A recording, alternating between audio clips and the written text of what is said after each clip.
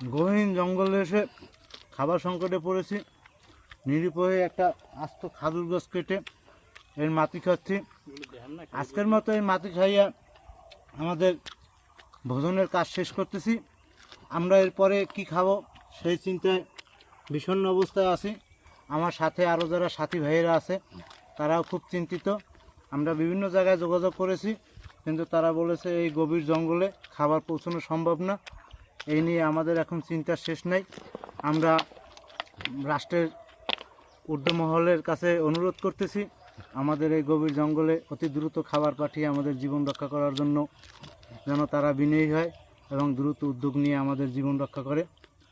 এছাড়াও বহির্বিশ্বের বিভিন্ন বড় বড় নেতাদের কাছে আমাদের অনুরোধ, তারা যেন দ্রুত বেগে মিসাইল বা হেলিকপ্টার যোগে খাবার পাঠিয়ে যেন আমাদের এই ক্ষুধা নিবারণের চেষ্টা করে। আমরা আন্তরিকভাবে তাদেরকে কৃতজ্ঞতা জানাই যারা আমাদের জন্য এই উদ্যোগ নেবে। আজকের মতো ধন্যবাদ।